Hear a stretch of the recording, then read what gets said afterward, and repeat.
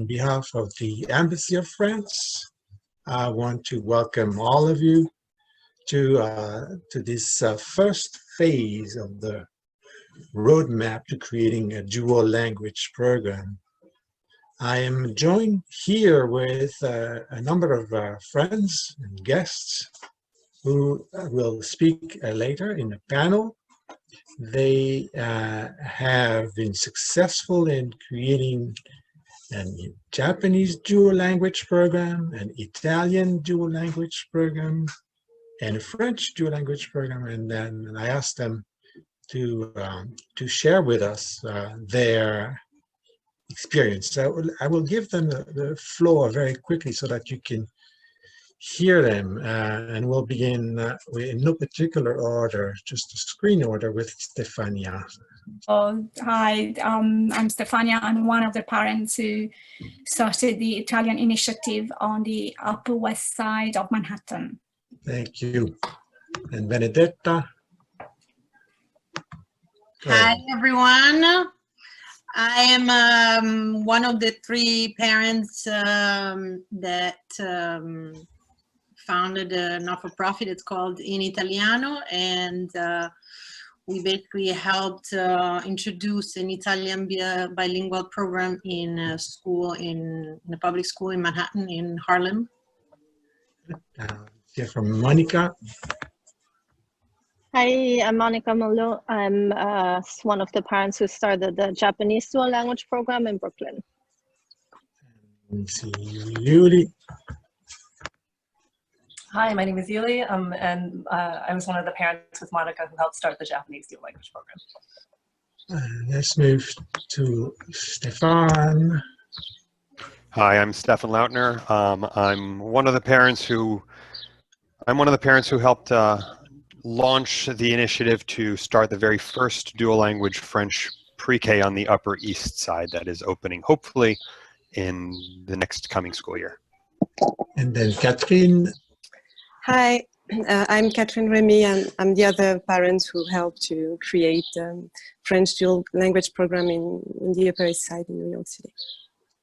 Thank you all. And Francesco will join us later for the panel. So I have organized this in three main parts. The first part is a general presentation that I will give on the various steps and the main notions to focus on when someone wants to create a dual language program, let's say from the bottom up, as a parent-led initiative. But educators are also involved in that process. So I'll give you an overview of these different notions and steps, and then the parents here will share with you how they went about, how they organized their initiative, and the strategies that they put in place to get it going and successfully. And then finally, we'll open it up for a question and answer with you all. So we'll try to do this in 90 minutes, and then hopefully with enough interaction and enough time for all your questions to be answered. And we will discuss those steps, and then the panelists will confirm or contradict what I say. The bilingual revolution that I talk about has been ongoing for almost 2 decades to some extent, and it's one that seeks to fight the idea that monolingualism is the norm. We don't want that monolingualism to be the norm anymore. As Greg Roberts said, we want to fight this because it is considered the illiteracy of the 21st century. And this is a quote that I've always cited, and that has inspired me in many ways. So the idea is that we need to fight monolingualism, particularly in countries like here in the US, but then there are other countries where this is the case. But the one way of doing this is by empowering parents, multilingual families, communities, by giving them the right tools to create their own initiatives. So that's the idea, that we want to place parents at the center of the action, basically. They are the change makers. They are the ones who can transform their schools, their educational landscape. And for that, we also need to tell them how to facilitate, in a way, the dialogue between parents and schools, and make sure that together, in a very fruitful way, we can create dual language programs. So what we mean by dual language programs, it's mostly the two-way immersion programs with two linguistic groups in the same classroom. So this is a model that is very popular in the United States. It might be different in your country, but here the 50-50 model is the one that is predominantly used by schools and school systems, and that's one that implies that, you know, one teacher will teach either two languages as a self-contained model, or it's two teachers teaching side by side, and the children therefore switch from classroom to classroom. So those programs have been in existence for over 20 years now, and they've been created in a number of languages, Spanish being predominantly used, but then also Mandarin, Urdu, French, Hmong, Russian, Haitian Creole, Italian, Bengali, Polish, Arabic, all these languages, even in sign language, even in Native American languages, have been offered through dual language. You find other types of model in 1910 in the foreign language immersion programs and so forth, but we will focus today on dual language programs. And then we will also focus on one aspect of what I call the roadmap to creating a dual language program from the bottom up. In the first phase only, we will have 2 more webinars in the coming weeks that will discuss the phase 2, locating a school, and phase 3, launching the program. But today we're just focusing on this very important aspect, which is community outreach. How do you create a base of interested families? How do you convince people to join your initiative, and so forth? And there are many lessons that we've learned over the years with the French dual language programs, with that started here for us in Brooklyn, but then with the Japanese dual language program, the Italian dual language program. A number of communities are trying to create this program. Here I'm showing 2 more examples. The Greek dual language program in New York, and also the Russian dual language program. Now, some initiatives are successful, some are struggling or facing a number of hurdles. Some even end up in big fights, legal fights sometimes. But the idea behind the bilingual revolution is that it's a peaceful revolution where we just want to make sure that everyone gains from this type of approach, and educators and parents work together. So forming a base of interested family means also that you, as a program initiator, will be connecting with hundreds of people just to make them interested in the idea that together you can create a dual language program. So you will have, obviously, to gain their trust and have sufficient data, sufficient information on the community that you want to serve, engage their support you might receive based on the language that you have in mind. And for that also implies understanding the cultural nuances that you need to have in mind when you approach community leaders or certain institutions or future partners that you want to identify. So this already requires a fair amount of strategy in order to get this base of interested families started. You also need to, start looking around in your neighborhood, and there are a number of places where you can start spreading your ideas from public schools around you, and local businesses, and private schools and daycares. Religious centers also are great places where you can start to reach out and connect with parents, particularly parents with young children, obviously parent associations, playgrounds, and also newspapers, blogs, and radios. And I'm not even mentioning social media and what that can bring. But this is how you need to envisage your initiative and where you will have to spread your wings to some extent and get your connections and your contacts from.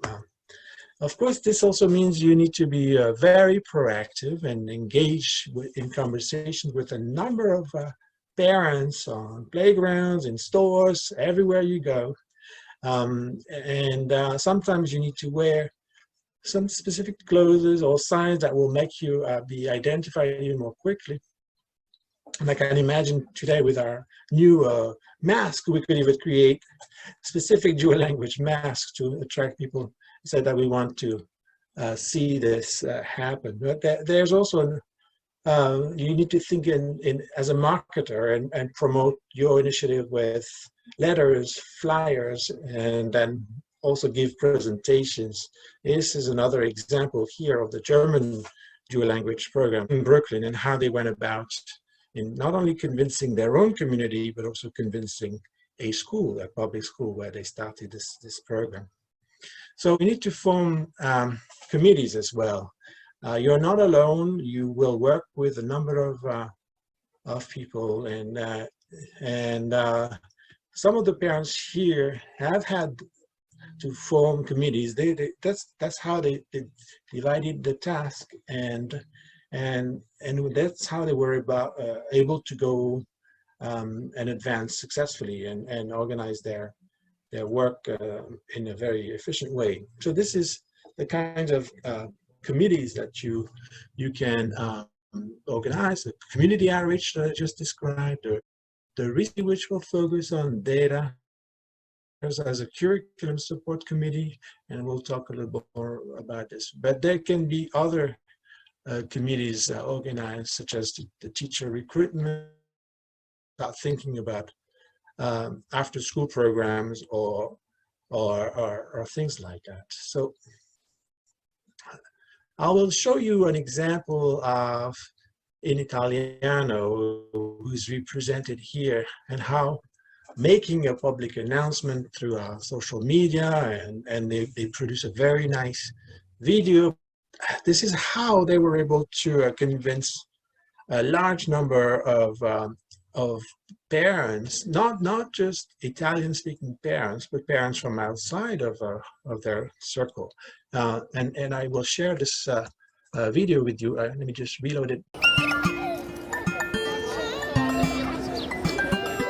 I have 3 kids, and I started speaking Italian to my kids from day one, and it's been working okay until they started going to school. That's where I understood that it was really important to find a school that had Italian, and we could find none. The project was started by 2 families and has managed to reach many more in all the boroughs.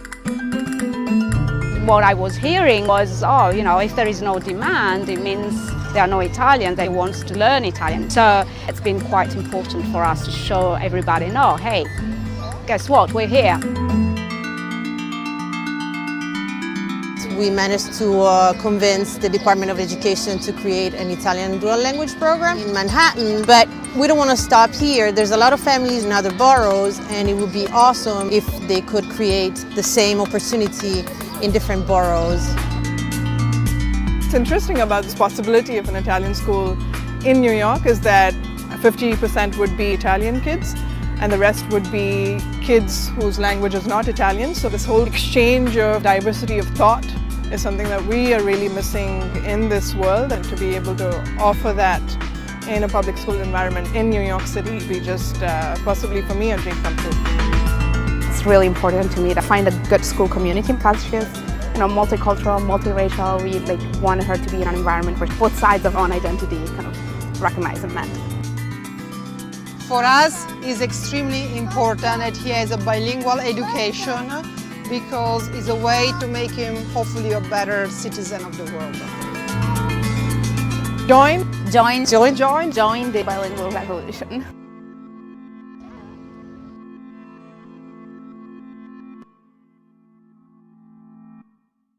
This is a fabulous video that was organized. The parents here will tell us a little more about this, and they were very efficient in the way of attracting. It's a model for many initiatives, and I'll show you another video afterwards, the Japanese dual language program, and how the power of images. And if you have among your parents and supporters someone who can do these types of things, of videos or social media tools, then this is one way of winning this this project. Now there are many other ways of creating a support base, and obviously organizing community meetings will be key. And the picture I'm showing here is from a recent meeting, the French Dual Language Program Initiative, organized by Stéphane and Catherine, and how successful they were in engaging an entire neighborhood, but also elected officials and community leaders. And this was very essential. And engaging school officials was also part of their strategy. And then they invited school principals to come to their meetings, and they exchanged a lot of information with the parents, and the parents were contributing their own information. And they were showing also their diversity, and their diversity not just ethnic or socioeconomic, but also different in understanding and expectations. And that's the kinds of things that those meetings are useful for. So it's good to also reach out to education councils, school boards, and get them to know you and get them invited to speak also. But then it's always it's almost like some kind of a guerrilla marketing, where you organize a small gathering in coffee shops, at home, public spaces, and then you pitch your ideas. You can also connect with embassies, cultural centers, consulates, chambers of commerce, and many other places who will provide some support or a room for a meeting, or will print out your flyers and so forth. So there are different strategies. And then there's another aspect, and a research committee will do that. You need to get a good sense of how many people are interested, but also how many people have the children with the right age group. And here, in order to create a dual language program, it's good to have at least a number in mind of children who will start in either pre-K or kindergarten in the fall.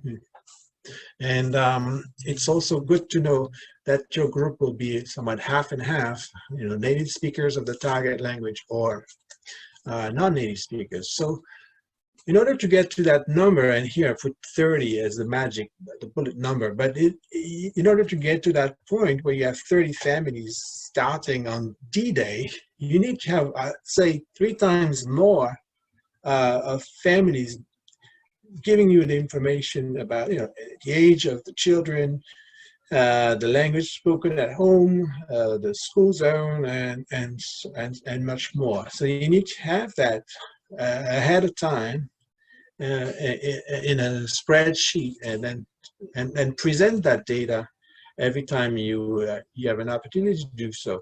So collecting data is something important. For the French story, we used the community survey and US Census, which gave us access to a number of interesting information. We also used the French consulate's data in order to know exactly where people were located and what the language they spoke at home and so forth. So we got an idea of where the French speakers were. Although it's not a perfect picture, we still know that where we should be working on. It's important because that's also told us that there were something like 22,000 French-speaking children in New York City alone, and we needed to do something for them. We needed to create many more schools, and a lot of them public schools, so that they could gain access to dual language education. Finally, before I conclude, I want to say a few words about school location and forming a committee that will just spend a lot of time assessing schools, talking to school principals, assessing not just the quality of the school, but also if there are seats available, if the people that are open to dual language education, what kind of pedagogy or philosophical approach do they have. So these are the number of steps to bear in mind, as not only you will do this research for your initiative, but this involves site visits and a number of discussions already in place about what kind of program you envision, who will teach it, what kind of curriculum should be taught, or what kind of support you can bring to that curriculum. And the Japanese dual language program has been very, very interesting per se, and offer a very good model. And here is the video that the parents created, and it speaks volumes to the role of parents in getting those programs started, but also supporting a school afterwards. Let's watch this.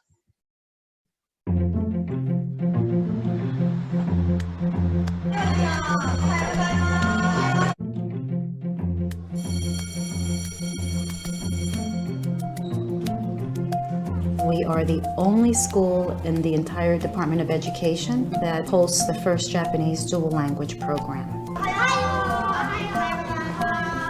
The children are learning Japanese and English through all of the subjects. アメリカ人の先生のコーティーチャーとあと日本人の先生が2人体制で、だいたい半分が日本語で半分が英語で勉強しています。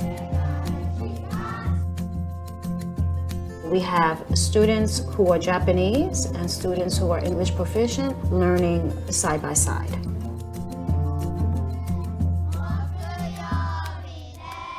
I believe in the power of bilingualism. When children are proficient in two languages, their cognitive development is at a much higher level. クリエイティビティ、答えがないものに対してそれを答えを導き出す力っていうのがすごくあるなっていうふうに感じます。You're tapping into different parts of the brain as you're speaking two languages. So your brain is more active. Starting in kindergarten, pre-K is a great age for children to start to learn a second language. It actually sinks into your brain much more and it's much more natural. 毎日日本語に触れているっていうのはすごく大きいと思います。すごい勢いで習得してます。英語が遅れていることも全然なくて、学ぶことをすごく楽しく感じてるみたいです。When you really think about it, it is a specialized program. It is a gifted program. The students do exceptionally well.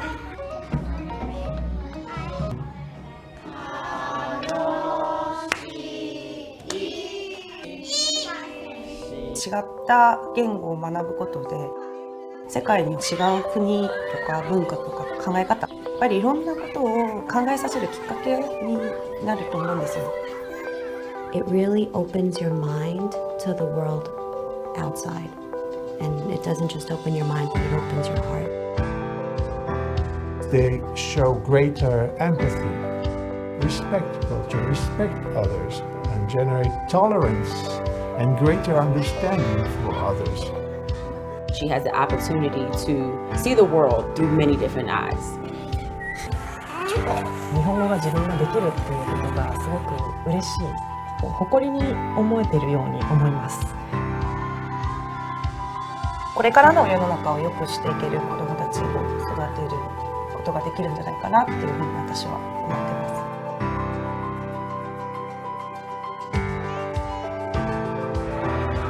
もっと面白く、もっと楽しく、もっと意味があるようなカリキュラムになるようにっていうのは常にチャレンジしながらやってます。やっぱ子どもたちが日本語が好きって言ってくれるのがすごく嬉しいです。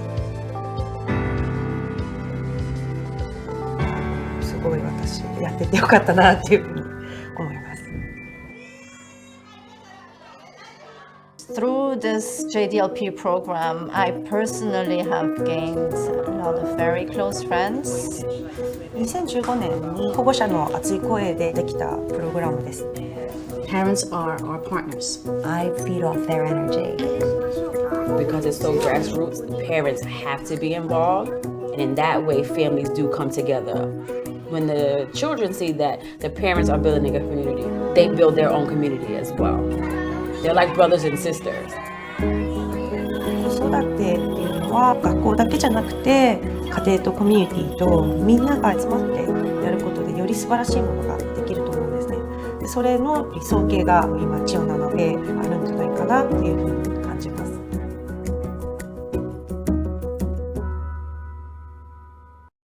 We want to make sure that our program continues to thrive. We have increased our enrollment significantly. As we grow the program, we also need additional teachers. We need Japanese instructors and English instructors. ニューヨーク市での予算が限られているので、新たな日本語の先生を雇うというのが予算的にとても難しいのが現状ですね。We actually need the funds to bring in more teachers and more materials and enrichment programs. We can't allow the program to fail because we see the value. My hope, my vision is that all of our students have the benefit to learn Japanese and acquire an appreciation of one another's culture.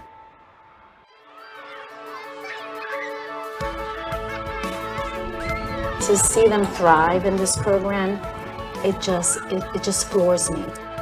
It makes me so happy. 国際的な子どもたちを育てる素晴らしい学校だと思います。I can't think of a better way of teaching our children.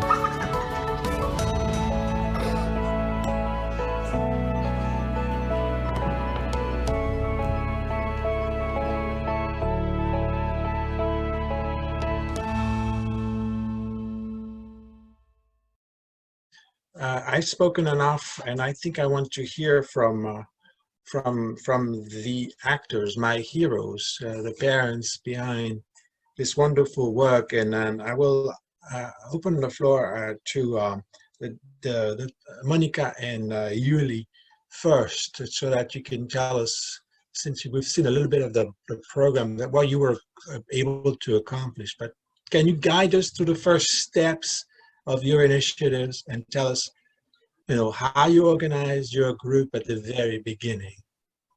Sure. I guess I'll start because I was there more in the beginning, and Monica still continues to be at the program, so she can speak to supporting it. Does that sound good? Yeah, sounds good. Okay. So our initiative started with 5 parents, 2 Japanese, me, I'm Taiwanese, a Korean mother, and a Chinese mother.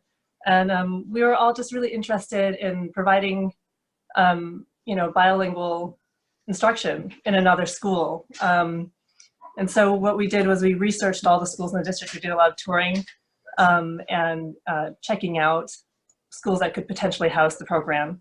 And then we made appointments with the principals and spoke with them to see if there was interest and support in it. And we were lucky. We found 2 great schools with 2 principals who were really interested, and we chose one, which was PS 147, which was really great. But before, or simultaneously as we did that, we did a lot of research.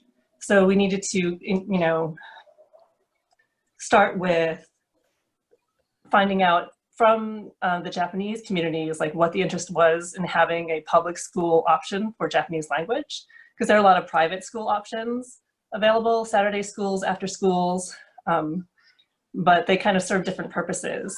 And we wanted a free option in public school as well. So we surveyed them through the sort of online email lists and asked what the interest was, what they would be looking for from the program, because it's really important to know what their desires and needs are.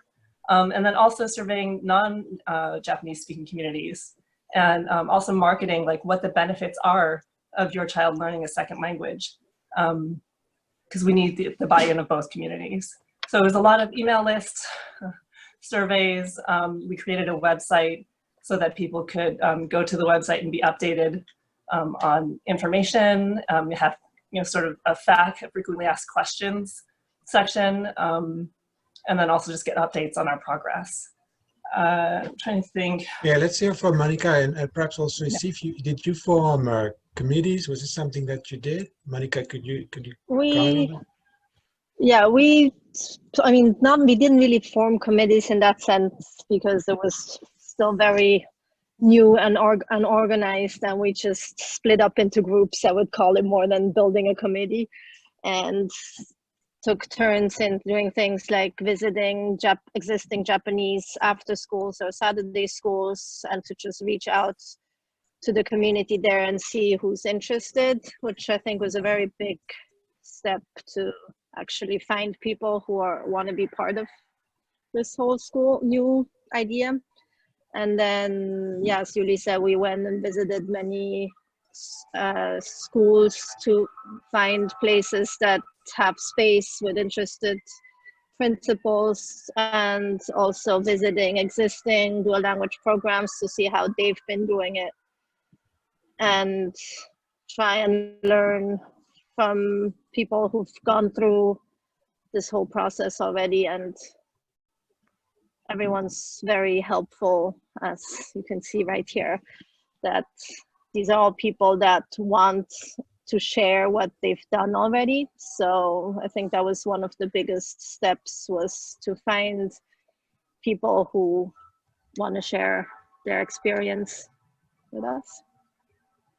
Very good. Let's hear from our Italian group. So we have Stefania, Benedetta, and Francesco. Could you tell us what those early steps were for you also, and then what kinds of strategy you decided to put in place to canvass your neighborhood, if you can call it that way, since it's such a larger neighborhood?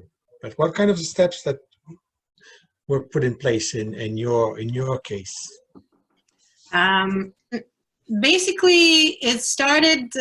We started very small. Stefania was the first one to take the initiative, and she basically reached out to see how many Italian native speaking families were in Manhattan mostly. I started with Manhattan, and she organized some get-together first at public libraries, and we saw there was some interest in it.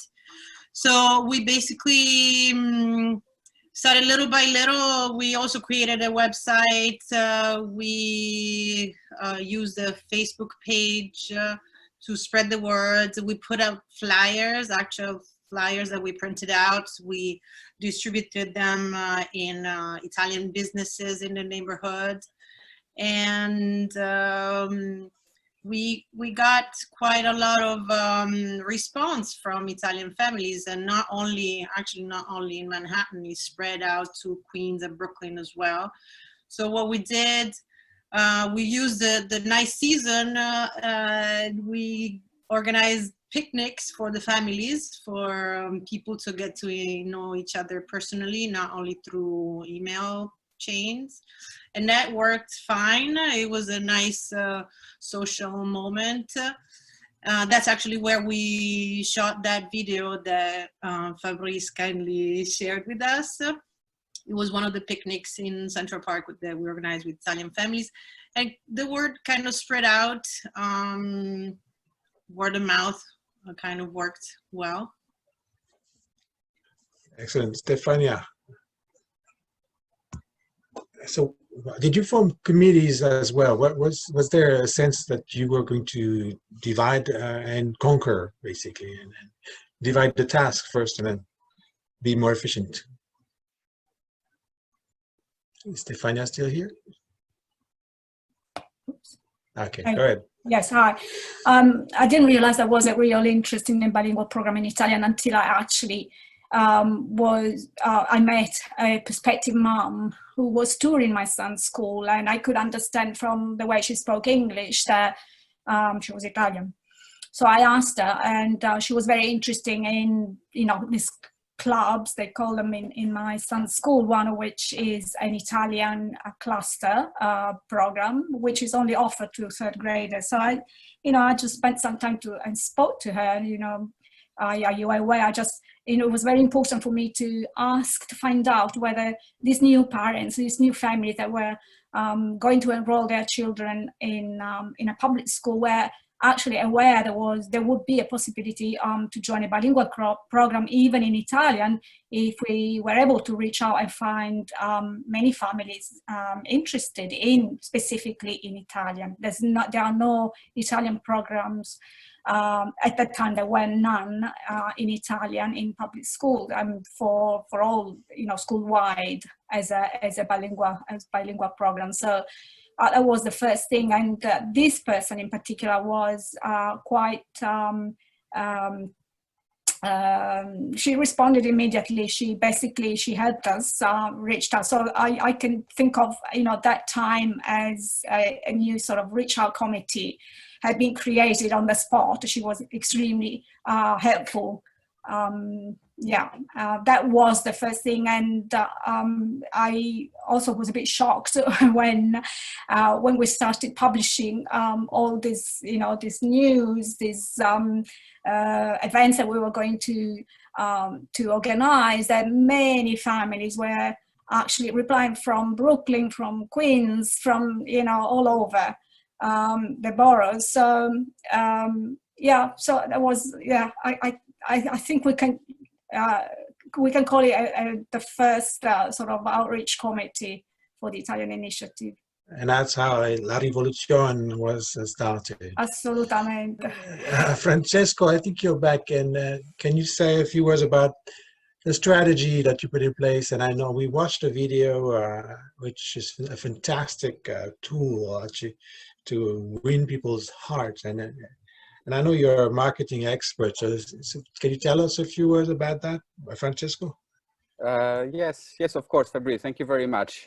The video, of course, it's a very good tool, both from a marketing perspective and to show our prospective parents how the programs are done. But I think the most difficult part is really to go into the territory of New York City and find the families that are interested in continuing bilingual education for their children.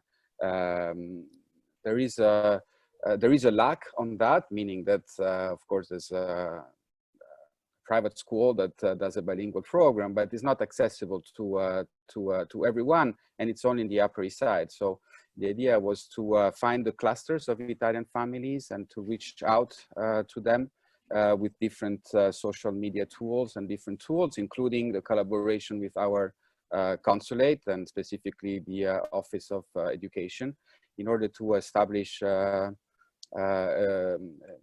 mailing lists and some contacts and some key people into territory, because we cannot be everywhere. So we really need to empower parents, families, and potentially teachers that are located in the different areas where the Italian family clusters are, so that they can be the best testimonial for that. They can be our right hand and left hand sometimes together, so as to reach out to their fellow parents and say, listen, I know it's tough, I know it's something that will add to the duties and to the studying that the children have to do, but if you want to keep Italian, that's the only way. And sometimes you really have to market that, because as Italian parents, you don't realize that when the kids are home until 3-4 years old, they all speak Italian, we play in Italian, they play together in Italian. Once they are out in kindergarten after 6 months, if you don't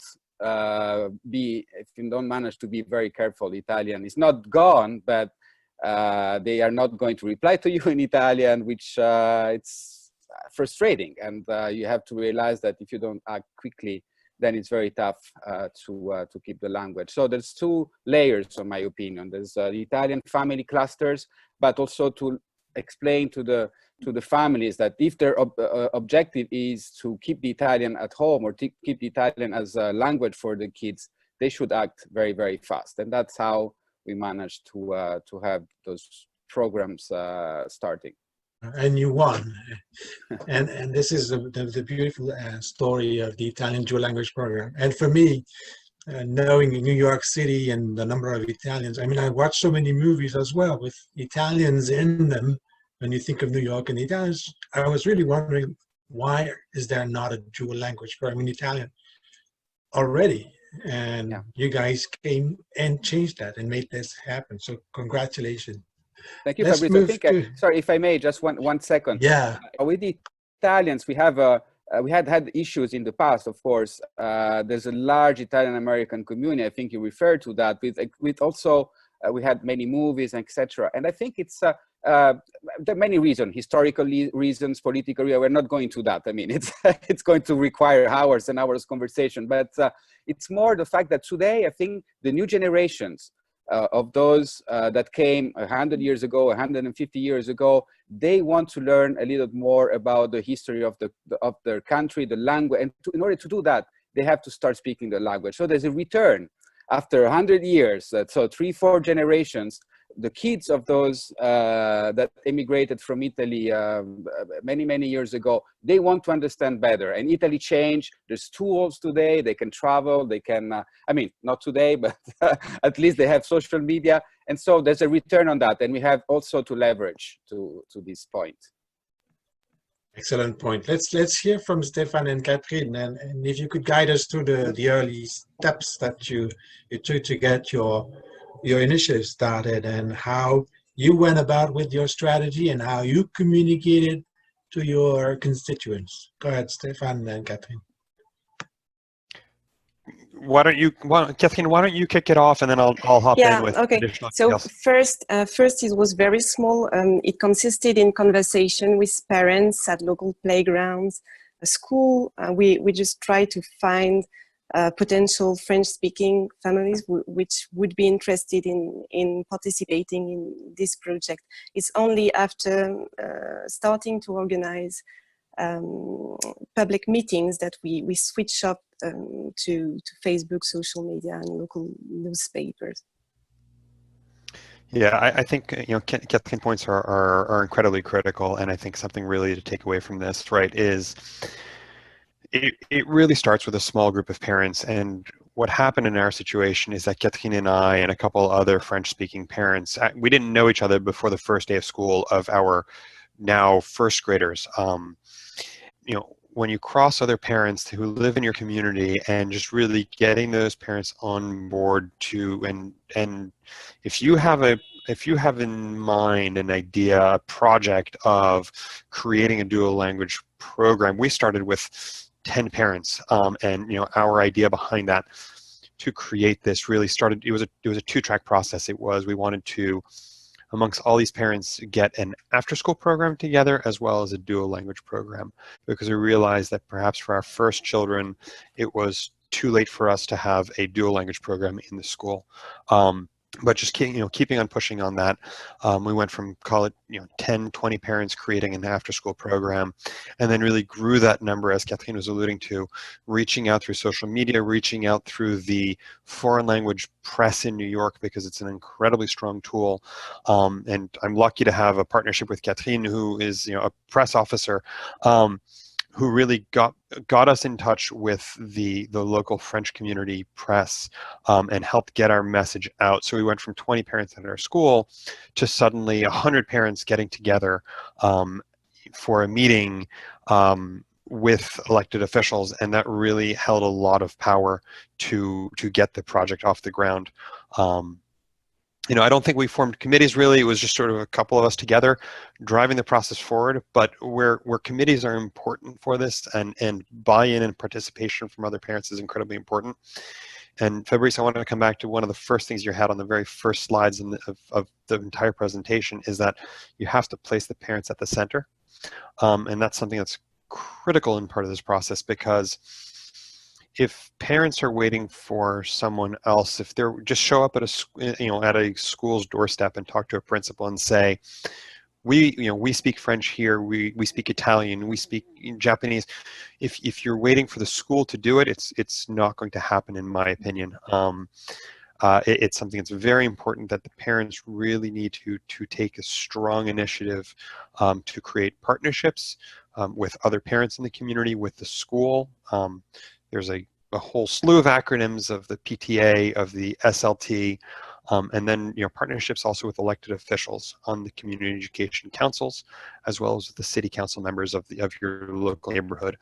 All of these partnerships with parents and showing the strength of the community that is there that wants this program, I think to me those are the keys to success. And those are sort of maybe those aren't committees, but those are the people, and that's the activity that you need to really push this forward. You need to, because showing up 5 people in front of a city councilman's door doesn't change doesn't change anything for the city councilman. But if you show up and tell the city councilman, I have 100 parents who are behind me, and we will call a meeting, and if you are there, you will see we have 100 parents. And Felice, the picture you showed was telling, because that was our meeting in December. But I showed up to the city councilman's door and I said, I have a group of parents behind me. And they said, great, we're not interested. And I said, no, I have 100 parents behind me. And they said, when do you want a meeting? So really, being clear with your messaging, being clear with how many people are there and what you want to do is incredibly powerful. Because doing this, it's unfortunate to say, but we are political animals, and this is something that speaks to people. If you can show that there's power in community, it's very, very, very strong and telling, versus just waiting for something to happen. Spoken in true revolutionary terms. Let's hear from Yuli and Monica about the kinds of support you were able to garner, and also the kinds of obstacles that you had to surmount, or that those supporters helped you surmount. Do you want to start, Monica? Or? Sure.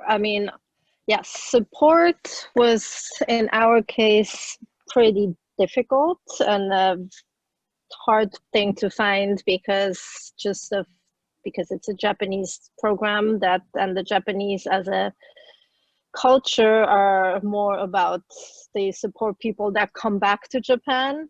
And so a school for people that don't want to move back to Japan, but that want to stay in New York and keep their language there, was really something that the Japanese embassy and consulate really wanted to support in the beginning. Once we got running and it's been successful, now they finally started to support us. But that was initially something that I've heard from many other languages. It's you go to your consulate and they're very helpful, and we did not have that in the beginning. And then also another difficulty is we thought all the afternoon schools or Saturday schools would be a helpful place, but unfortunately that was also more of a difficulty because they're scared that we might poach their students.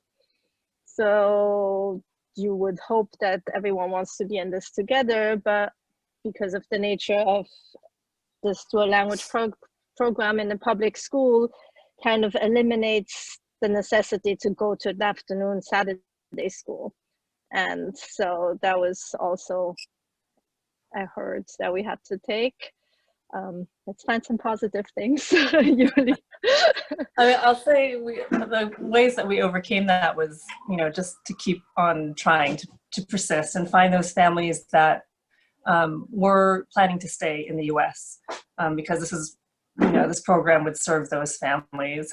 We weren't really a program to help Japanese businessmen families come for a few years, then go back and rematriculate into the Japanese education system. So once we found the families that were mixed families or families that planned to stay for a long time and really wanted, that part of their child's heritage to be represented in their everyday school life, then that's sort of where we got traction with the parents.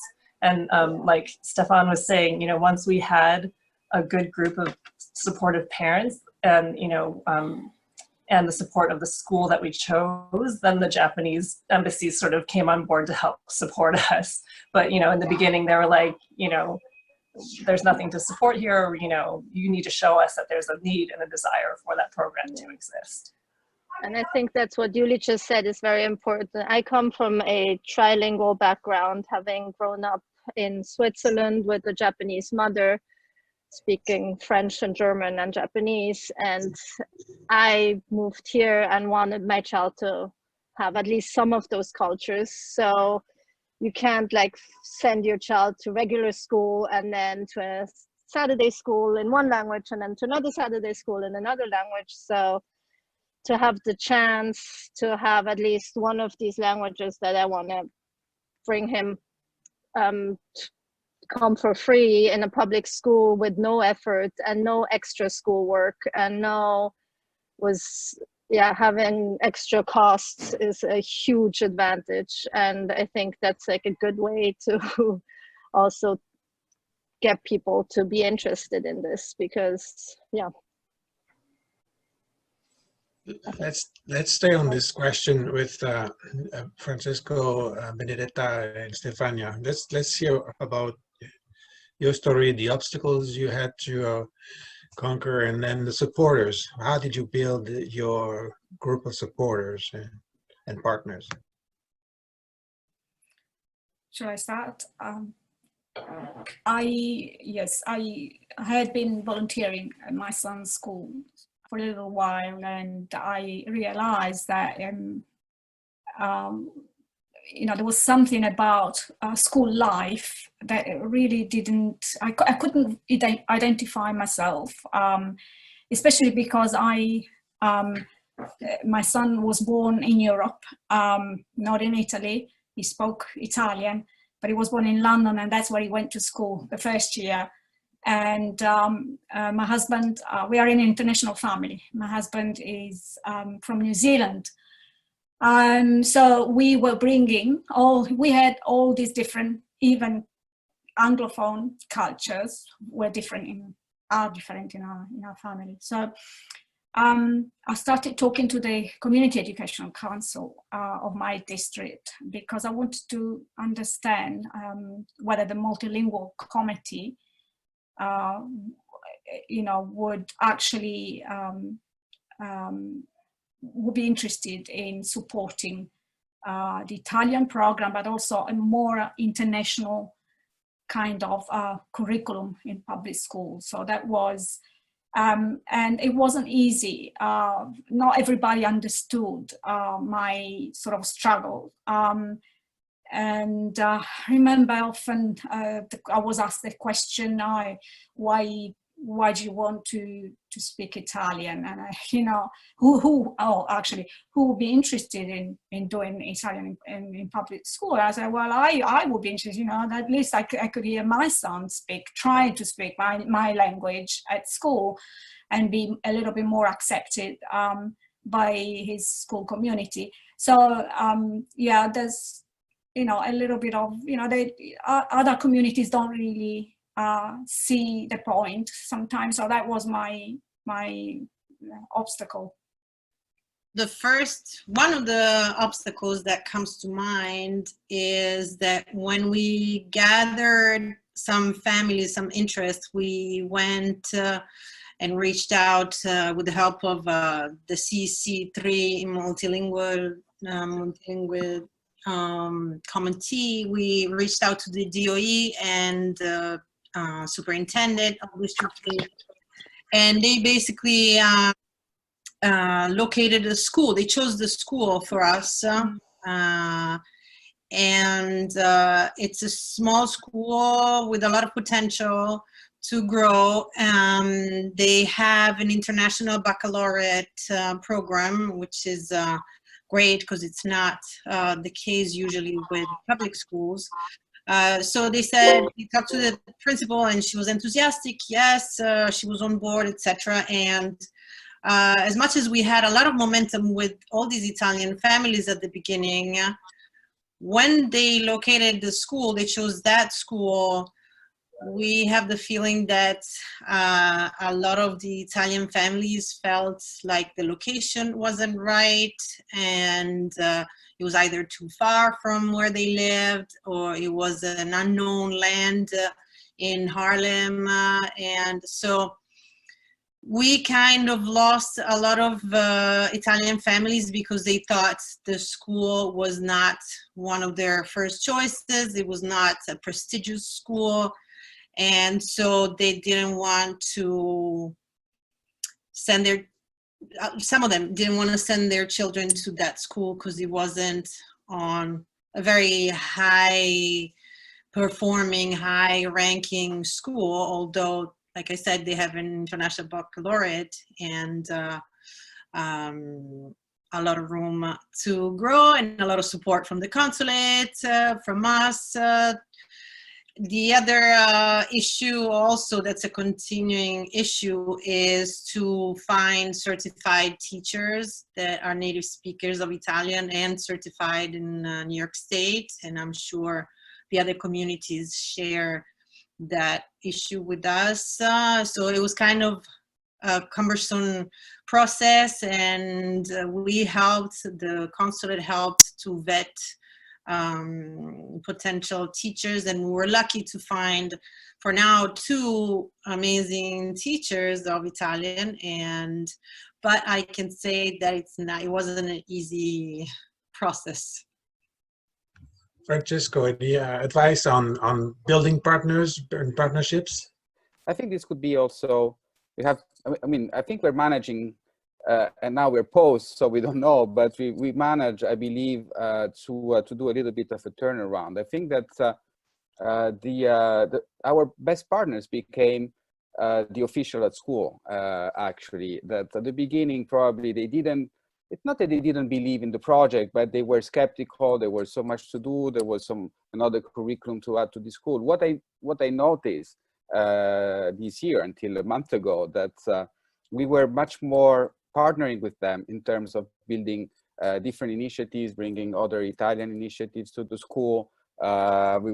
Even from a sports point of view, we were introducing a running club together with the Italian Olympic Federation. So we were advancing somehow in different areas, and so you know, once they understood through the effort that we put in, through the effort that the consulate put in as well to support them, that the project was a reality to continue, and the IB, of course, as Stefania mentioned as well, is there. So they have to have certain standards also in the second language to continue to get the IB.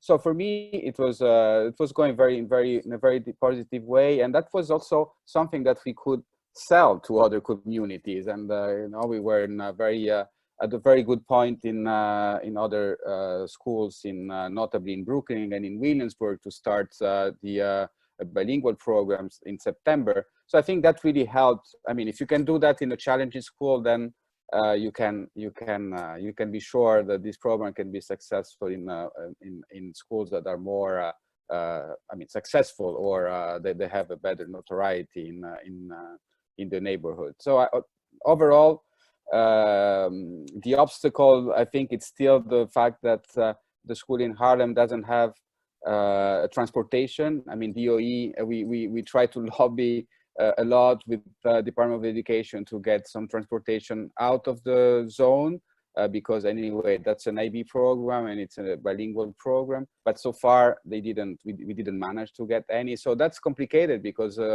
as Stefania was saying before, it's not, and Benedetta, it's not just because it's in Harlem, but maybe it's because it's far away from where the family lives, and if they don't have any help in transportation, then it's tough for them to send the kids to that school.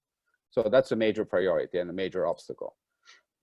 But going to Stefan and Catherine, perhaps let me throw those 2 questions together. I had one question about the data that you collected and how useful this was, and in what way did it help you build your case. So that's the question that you can answer. But then continue with my second question, and also think of the advice you could give the parents who would want to start an initiative like this.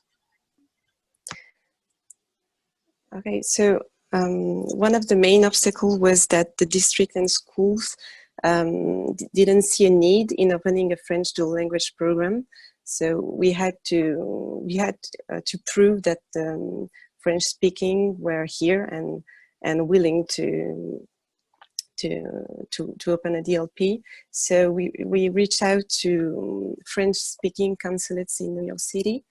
And the International Organization of La Francophonie. And we explained our project and asked them if they were willing to spread the word on their social media, and they accepted. So being supported by them not only gave us more credibility and visibility, but also enabled us to expand a lot and diversify our community. Yeah, and to tack on to that from my point of view, you know, I think, Fabrice, this also goes back to one of the first slides that you mentioned. When Catherine and I started this program on the Upper East Side, I think there's a couple data points that to keep in mind. We also knew that over the last 3 or 4 years, there had been 3 or 4 other initiatives across the district of District 2 of New York City. 3 or 4 initiatives over the same number of years who had attempted to do a French dual language program in the district. And so, you know, we had a little bit to build on from there in terms of data that we collected, but, you know, it's a challenge in that really one of the biggest things you need to do is as you're looking at that data, you need to think in terms of children's date of year of birth, because then at that point you have a cohort of, you know, of what grade are these children in? When do these children start the schooling? I realized it late for my oldest child to create a dual language program, because as I've come to learn, it takes 2 to 3 years almost to create a program from the ground up. The other part, you know, I think that we all need to think about as we build a program and in terms of data. So, you know, the year of birth, so you know what grade and what cohort it is, and then also a zip code or you know what school zone are the children part of, because at that point then you can start targeting sort of where does the community live. And we were, you know, we were able to benefit a lot from your work and your team's work at you know, at the embassy, to leverage where were French families, where were they living, and where would we be able to hopefully cite a school. I think part of the obstacles, just to go back for that for 1 second, that we faced, and you know, Benedetta was talking about having lost families due to the location of the school. The DOE will tell you, if we give you a school where you can have a dual language program, take that school. It's sort of a one-shot deal. You know, if they say, this is the school where you have, go to it. And what I will say is my first child, we sort of lost an opportunity because I had started working with, you know, and I had started working with District 4, which is just north of us. And again, we're talking about Harlem here. And, you know, so a lot of families said, wait, we're in a really good school right now. We don't want to go to another school. We don't want to go to Harlem, you know, even though that there's a possibility of having a school there. So part of the data that you need to know just yourself is, you know, the politics of your school zone and your school district. Know what the makeup of those schools look like. There's a very big reason why you have you know, north of a dozen dual language programs in District 3. There's a reason why there's just a handful, you know, less than 4 in District 2. There are reasons behind that, and understanding those reasons, understanding the demographics of those districts, goes as part of the data that you collect. You know, it's a lot of work. You need to really think, and again, it goes back to the partnerships. You need to understand the dynamics of the parents, understand the dynamics of the the school district, of the school zone, and then understand the dynamics of the Community Education Council, as both Benedetta and Stefania talked about. You know, those are your partners. You need to get to know those people and have them understand the project and the passion that you have behind it. So it's part of the data, it's part of the advice. And the last piece of advice that I would say is, probably not the last piece of advice, actually. I have a lot of pieces of advice for anyone who wants some, and you know, I see a lot of laughing faces. And I'm happy to talk about this, and people can reach out to me at any time. But one, I think, critical piece of advice, to go back to something I said at the beginning of this, is it takes 2 to 3 years, and you need to realize that sometimes the project that you are going to lead or be a part of may not be for your own children. But as I said, the project that I'm a part of here, I knew that there were over 3 or 4 different years, 3 or 4 different initiatives, and those initiatives fell apart because parents felt that it was no longer for their child, and therefore they were no longer motivated to spend the time and, you know, the personal capital that it takes to lead a project like this. But if you want this, and if you believe in dual language education, as I think everyone on this call believes in, you absolutely need to keep on pushing a program forward, regardless of if it's for your child or for the children after. Because if you don't, that's when the steam behind the project falls apart. There was actually a question in the chat room about timing. The timing has been different for everyone. Let's go to Julia and Monica about the timing issue, because I think yours is a little different. I can say we started quite early, knowing that it would take a few years to start a dual language program. So I think we started when our kids were like 2. And it does take time to build those relationships and gather that information and find out, you know, what you don't know and what you need to know about the communities that you're trying to engage. Yeah, and like Stefan said too, it really has to come from a place of that you believe in bilingual dual language education. It can't just be for your child. Talk a little bit as well while we are on the Japanese dual language program about the data that you were able to collect, and what did it do to support your request? Yeah. Our data mostly came from surveys that we put out to the Japanese community. You know, we didn't really have a relationship with the Community Education Council at the time, or the superintendent. So we really did a lot of the on-the-ground work ourselves and brought them, you know, literal spreadsheets of the responses and the interest and what people were looking for. And that really helped us get in the door with administration and the superintendent, because they realized that we were quite serious and that we would do the work. And come prepared to answer their questions, you know, about like, well, who's going to participate in this program? You know, do you have commitments from families? Do you understand how dual language models work? You know, we brought information to them, which I think they were surprised by. Like, we introduced a different model than what was currently happening in some of the dual language programs in our district, you know, the side-by-side model. And so we sort of, you know, you have to become the experts in this so that you have something to offer your you know, principals and superintendents as well. Monica, what are some of the advice that you would like to give to other parents?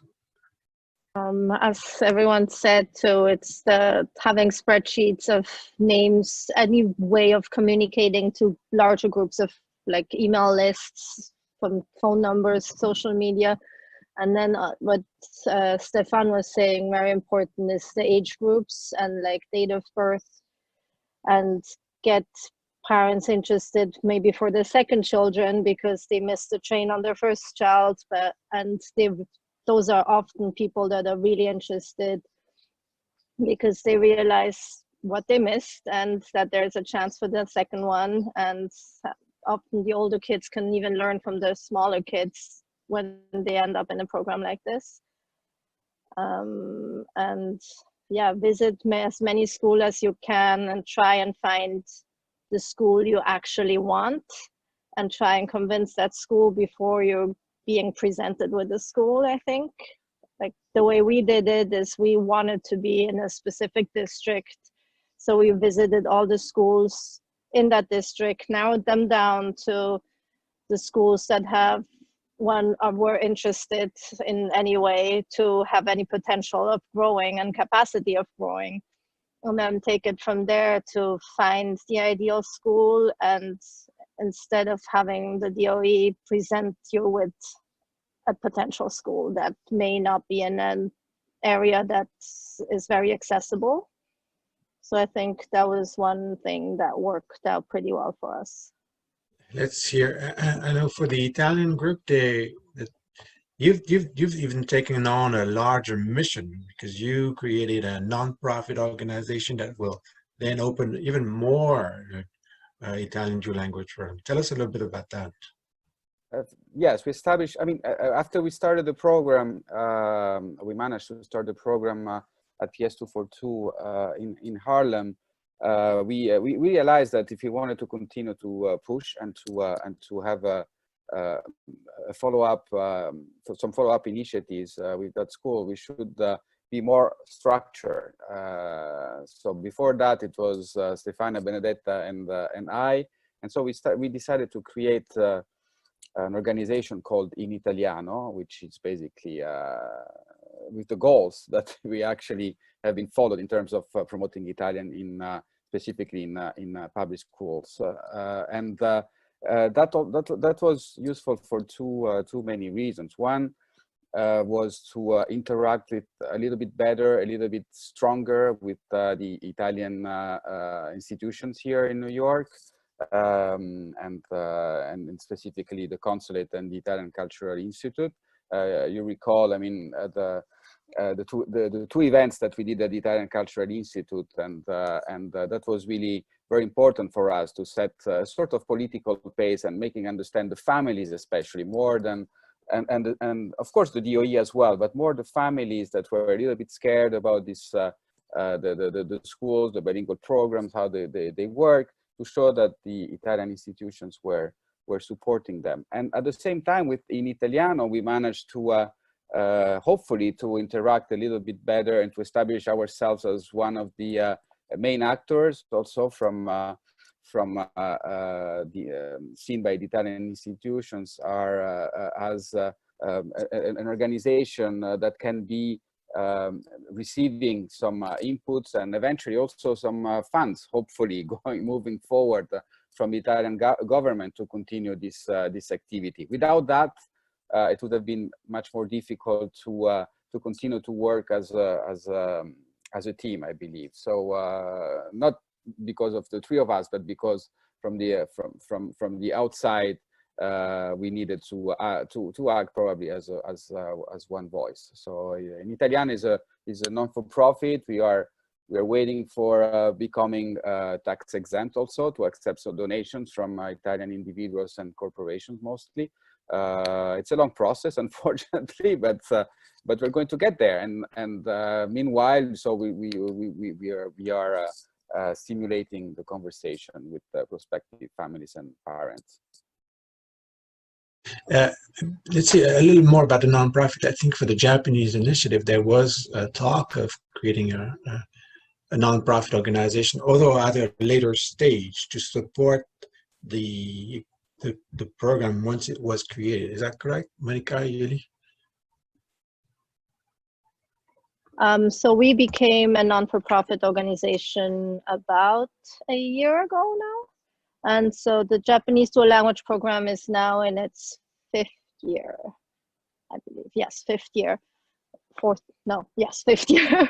And we just became a non-for-profit organization, mostly for people or larger corporations to donate money, because we've had issues with salary and teacher hiring and external programs. And so we were trying to get monies in from Japanese corporations and things like that, and it's much easier for them obviously to donate if you're a non-for-profit organization and with the tax exempt So we got that, and we specifically didn't want to go through the PTA, which is also a non-for-profit organization of the school, so that in case we're growing, hopefully into a middle school, the money isn't stuck in the elementary school, but we can use it for outreach and other things, but only for, and not only for that school specific. So we became 4 years later, we became a non-for-profit as well, and it's been very helpful. Thank you. Stefan and Catherine, perhaps I know you're not at the stage of creating your nonprofit yet, although maybe I wouldn't be surprised if you did, actually. But just go back to maybe you have a few more advice you could share with the audience. And I would definitely say be ready to work countless hours on it. Don't take no for an answer. And if you're still hesitating about or not sure that you can make a difference, just think that at the end of the day, you're probably there is no one in a better place than you to do it. So just take it as a moral imperative and do it. And I wish you good luck in the process. And on my point, I think I can only echo what everyone has said, right? I mean, it's, you know, we're all on this conference call because we're very motivated by dual language programs, and we really believe in them for our own children, for other children. So the most critical things, I think, you know, start your nonprofit. Francesco, Benedetta, Stefania, I'll be calling you guys right after this call. But I think the key parts, right, are don't get discouraged, because it does take time and it does take a lot of effort. And the second part of it, and is really critical, every single person who's speaking here is part of a team. You have, you know, it's always sort of a team of 2 or 3 people who get these programs going, and that's really key. Is don't go it alone, because if you try to do it alone, you eventually will burn out. And you know, if you have a team of 3 people on it, you can do 1/3 of the work, and when you get tired or there's something else that's going on in your life that needs to take priority, you can look at your partners and you can look at your teammates in this and say, guys, I have something else going on. Can you please take over whatever I'm doing right now? That partnership amongst the group who really believe in this project is crucial. So, you know, I think those are the keys to success in my book. Yuli and Monique, I think you had a group of 5, is that right? Yeah, we had 5. The mothers with power, the Madres con Poder. Tell us a little bit about the group. Yeah, like I said before, it was like 2 Japanese parents, Monica is one of them, and then 3 non-Japanese, and just really persistent and really working together. And it really helped that we had 5, because we all had young children at the time. So definitely helps to split the load. And you know, even if you don't have an internet expert or anything, like none of us were very web savvy, but we created a website with an easy, you know, website creator. We just kept it simple. You know, it's like think big, but also play to your skills. And even if you're not an expert, there are still things that you can do to get what you need. So. Stefania, Benedetta, what are some of the advice you'd like to share with parents who are at the very beginning of their initiative? Okay, as Stefan was saying before, just don't give up, continue. I only have 1 child. He's going to middle school next year. So, you know, I still, I'm still looking for, you know, to find or create a cluster, a community for, you know, with children his age that have interest in foreign languages where Italian is also spoken. So there's always hope, and just keep trying. Just so you guys know, none of the Italiano team has children enrolled in the school. So that goes to show you that we really believe in Italian dual language programs, but it kind of took, it didn't take that long to start the program, but our kids were already older, and the DOE decided to start from pre-K and K, and our kids are already too old for that, but that didn't deter us from continuing. And yeah, we formed a nice group among the three of us, and then we've started collaboration with other entities that can push our job and our reach. So my advice would be, yes, of course, create a base of interested families, but also be on the lookout, work with somebody that might be a techie that can start a website for you or a blog or something. Everybody has their specialties, and it's good to create a group that work well together and that balances out each other's capabilities. Definitely from personal experience, I have, as I mentioned, grown up trilingual, and it's helped. And it's so much easier to learn a language when you're a little child than later on. I learned English when I was 16 and it worked, but still every other language is so much easier to learn. No effort at all when you're a child. I see it with my son's classmates. There's these little white and non-Asian children that are speaking Japanese and that can communicate to Japanese people. A bunch of them went to school, to a summer program for a week in Japan last summer, and they were put in a Japanese school, and they managed to communicate and have a regular school day there for a whole week. And it was amazing to see. And so even if your children are not from a different culture, it's a huge opportunity to get involved in something that you never thought you would have the chance to, and learn a language that your parents don't know. This is the first meeting of a series of 3. The next meeting is May 12th, same time. We'll touch on how do you create your rationale and convince a school principal and work with a school principal. We'll have school principals come in and talk to us as well, and how do they want parents to approach them. So we'll have another discussion. But for now, I want to thank everyone for joining us. You guys are amazing. You're my heroes. I think without you, there's no bilingual revolution. And your voices will be heard across the universe thanks to this recording, which will be shared. We'll share it widely. This is going to become a resource, actually, that we can share with others, with other parents across the globe. But thank you very much for joining us, and then I'll see you soon. Merci, à bientôt. Au revoir. Merci Fabrice, à bientôt, à presto. Bye. Thank you, Fabrice. Merci. Thank you. And thank you for everyone who attended. Thank you very much to all. Grazie, ciao. Ciao. Merci, merci.